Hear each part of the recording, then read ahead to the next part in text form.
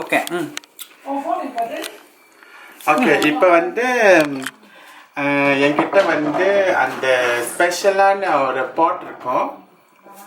சொந்தம் செய்யறதுக்கு ஒரு பாட் இருக்கும். அது வந்து இடிகல்னா கட்டையில செஞ்சது, மரக்கட்டையில செஞ்சது, பலகையில செய்த இடிகள். ஆமா, இடிகல். ஆனா இப்ப நம்மள்ட்ட அது இல்லாத கொஞ்சம் உயரமா இருக்கும். ஆமா, சோ அதுல போட்டு எல்லாம் இடிச்சு செஞ்சு எடுப்பாங்க. அது இல்லாதால நம்ம வந்து கல்லுல செஞ்சிடறோம். ஓகே, அதுல இடிக்கிறோம். முதல்ல பூண்டு போட்டு இடிக்கிறோம். லேசா நல்லா இடிச்சிட்டு பேஸ்ட் கூட வேணும், நல்லா மசிச்சா போதும். ஆமா, இந்த மாதிரி ஒன்றும் பாதியமா மசிச்சுட்டு உரப்பு எந்த அளவுக்கு வேணும்னு சொல்லிட்டு மிளகாவில் போட்டுக்கலாம், தேவைக்கேற்ப. ஆமாம், இங்கே நம்ம கொஞ்சம் காரமாக சாப்பிட்றதுனால கொஞ்சம் கூட தான் எடுத்து வச்சுருக்கேன். ஓகே, ஒரு நாலு பீஸு, 4 மிளகா, சிவப்பு மிளகா, பச்சை மிளகா கூட எடுத்துக்கலாம். தெரியுது.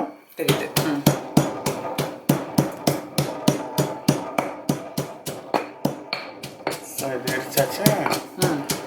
அப்புறம் இந்த காஞ்ச இறால், சின்னாங்குண்ணி இல்லை, இது காஞ்ச இறால், சின்னாங்குண்ணி சொல்லுவாங்க. இதுதான். ஓகே, இது போட்டு நல்லா இடிக்கணும். காஞ்ச இறால் கருவாடு.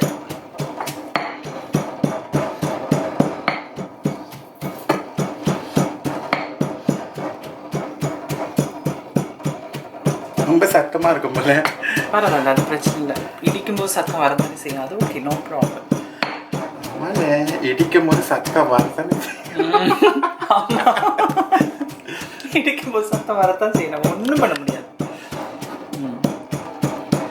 இப்போ அந்த மிளகா, பூண்டு, அந்த இறால் கருவாடு 3ஐயும் போட்டு இடிக்கிறோம். பச்சை இறால் கிடையாது, அது இறால் கருவாடு.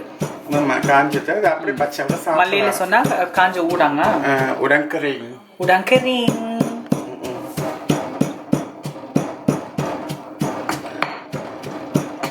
போட்டு நல்லா இடிக்கணும்.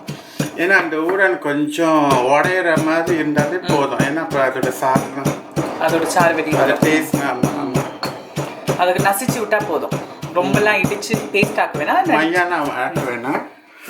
அப்புறம் இந்த நாட்டு சர்க்கரை இல்லை கருப்பட்டி, அப்புறம் கொஞ்சம் உப்பும் ரெண்டையும் சேர்த்து போட்டு இடிக்க போகிறோம். இப்போ இது ஏன்னா இந்த பப்பாயா சாலட்டோட ஸ்பெஷாலிட்டியே வந்து இதில் இனிப்பு இருக்கும், துவர்ப்பு இருக்கும், உப்புத்தன்மை இருக்கும், புளிப்பு இருக்கும், அறுசுவையும் உள்ள ஒரு உணவு இது. ஆமாம்,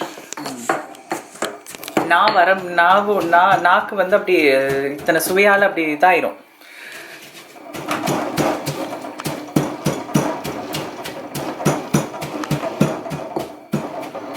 பைத்தங்காய் இருக்கு இன்னும், அப்புறம் தக்காளி இருக்கு, அப்புறம் வந்து ஃபிஷ் சாஸும் இருக்கு, கச்சானும் இருக்கு. ஸோ இது வந்து எடுத்துட்டீங்கன்னா நம்மளுக்கு அந்த பாட் இல்லாததுனால நம்ம இதில் நார்மலாக பப்பாயா சாலட் செய்கிறது வந்து ஒரு மரக்கட்டையில் இவ்வளோ பெருசாக இருக்கும். அதில் வந்து இடி வச்சு குத்துவாங்க. அது வந்து பெருசாக இருக்கும். அது இல்லாதாலும் நாங்கள் வந்து முதல்ல இடிச்சுட்டு சின்ன இடிகளில் இடிச்சுட்டு இப்போ இதில் போட்டு நாங்கள் மிக்ஸ் பண்ண போகிறோம். எஸ், ஸோ இது போட்டாச்சா. போட்டோன்னே நம்ம என்ன பண்ணுறோம், இந்த இன்க்ரீடியன்ஸ்லாம் போட்டுடலாம். இப்போ தக்காளி போட்டாச்சு, தக்காளி, பைத்தங்காய், ஸ்னேக் பீன், அப்புறம் கச்சான், பீனட், நிலக்கடலை, அப்புறம் இந்த எலுமிச்சத்தோல் இருக்குல்ல, அதை சேர்த்து போட்டுக்கலாம். எலுமிச்சம்பழம் புளிஞ்ச தோல் அதை சேர்த்து போட்டுக்கலாம். தோலையும் சேர்த்து போட்டுட்டு அதோட வாசம் இருக்கும், அந்த வாசம் டேஸ்ட் எல்லாத்துக்கும். எலுமிச்சம்பழ சாறு புளிஞ்சு விடணுமா? அது தனியாக இருக்கு. ஓகே, இப்போ ஃபிஷ் சாஸ் விடுறாங்க அம்மா. நல்லா இருக்கு, அந்த கலர்ஃபுல்லாக இருக்கு. இப்போ எலுமிச்சம்பழ சாறு. இப்போ வந்து நம்ம அரைச்சி வச்சிருந்த அந்த வெட்டி வச்சிருந்த சீவி வச்சிருந்த பப்பாளி காய், அந்த சீவலை தூக்கி உள்ள போடுறோம். பப்பாளி காய் சீவலை உள்ள போடுறோம். இப்போ கொஞ்சம் கொஞ்சமா போட்டு மிக்ஸ் பண்ண போறோம். இப்போ அந்த இடிக்கடலையே கொஞ்சம் இடிச்சு மாற்றி அந்த பெரிய இதுலேயும் அப்படி தான் குத்தி தான் மிக்ஸ் பண்ணுவாங்க. அதே மாதிரி அம்மா இதுலேயும் இடிச்சிருச்சு மிக்ஸ் பண்ண. அப்படின்னா பப்பாளியிலேருந்து வர அந்த சாரும் ஏற்கனவே நம்மக்கிட்ட இருந்த அந்த சாரும் ரெண்டும் நல்லா கலக்கும் போது தான் அந்த ருசி வரும்.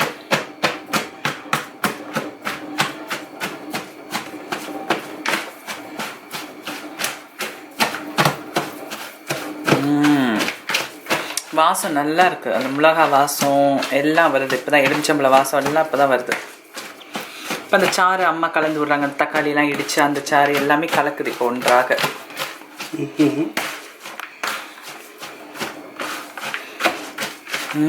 எலுமிச்சம்பழ சாறு இப்போ தான் வருது.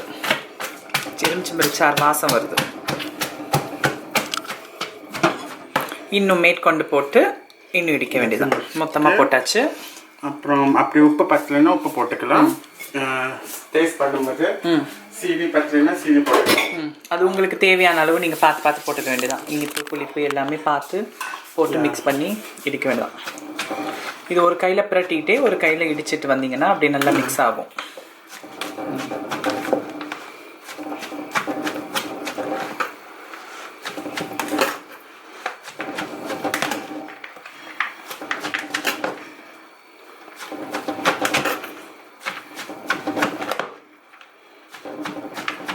இதுல நண்டெல்லாம் போடுவாங்க தானே தாய்லாந்து? ஆமா, நண்டு போடுவாங்க. அந்த ஊற வச்ச நண்டு வந்து பிஞ்சு நண்டு, அது குக் பண்ண மாட்டாங்க, அது அப்படி பச்சையா உப்புல ஊற வச்சு தானே? உப்பு இல்ல, ஃப்ரெஷ்ஷானது. ஓ, ஃப்ரெஷ்ஷாவே போட்டு இடிச்சிடுவாங்க. ஆமா, ஃப்ரெஷ்ஷானது போட்டு இடிச்சிடுவாங்க. ஆனா அது பிஞ்சு நண்டு, குஞ்சு நண்டு அதை போட்டு உடச்சு போட்டுருவாங்க. அதுல அது எல்லாரும் சாப்பிட மாட்டாங்க, பஸ் ஒரு சில சாப்பிடுறவங்க அது போட்டு. உப்புல ஊற வச்ச நண்டும் சில பேர் போடுவாங்க, நான் பார்த்துருக்கேன். அது வந்து கருவாடு மாதிரி அதுவும் பார்த்துருக்கேன், போட்டு இடிப்பாங்க. இல்லை அது இல்லைன்னா அது பாய்ப்பாங்க. ஃப்ரெஷ் இருந்துச்சுன்னா ஃப்ரெஷ் தான் அது. ஓகே. ஆனால் ருசி ஒரு தனி ருசி இதோட டேஸ்ட்டே. நீங்கள் மாங்காவும் இந்த மாதிரி சீவி போட்டுக்கலாம், இதோட போட்டு மிக்ஸ் பண்ணிக்கலாம், ரொம்ப நல்லாயிருக்கும்.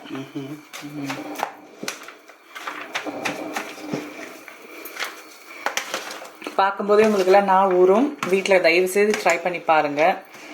எல்லா பப்பாளி காயுமே இந்த மாதிரி தான் இருக்குமா? இல்லை கசக்கிற பப்பாளி பிஞ்சு அந்த பதம் கசக்குனா கூட ஓகே, அந்த பக்குவம் இருக்கும். இது செஞ்சோன்னா அது கசப்பு தன்மை இருக்காது. ஓகே. கர்ப்பிணி பெண்கள் மட்டும் இதை தவிர்த்தா நல்லது. ஏன்னா இது பிஞ்சு வயசானவங்க சொல்லுவாங்க பிஞ்சு பப்பாளி சாப்பிடக்கூடாது அப்படின்னு. ஆமாம். இப்போ அதே மாதிரி அன்னாச்சி பழம் அந்த பிஞ்சு சாப்பிடக்கூடாது சொல்லுவாங்க.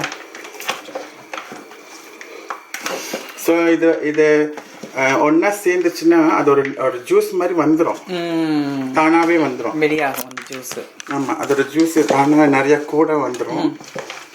ஸோ கிட்டத்தட்ட இது ஒரு நூடுல்ஸ் மாதிரி தான். SOM TAM.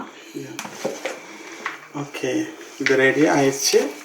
ஆக்சுவலி வந்து இது வந்து செஞ்சுட்டு வச்சு சாப்பிடக்கூடாது. சாப்பிட்ற டைம் வந்துச்சுன்னா அது செஞ்சுட்டு ஃப்ரெஷ்ஷாக சாப்பிடுங்க. இல்லைன்னா தண்ணி இன்னும் வெளியாக அது நைந்து போயிடும். ஓகே மக்களே, இதுதான் நீங்கள் பார்க்க ஆசைப்பட்ட SOM TAM Thailand papaya salad. வீட்டில் செஞ்சு பாருங்கள்.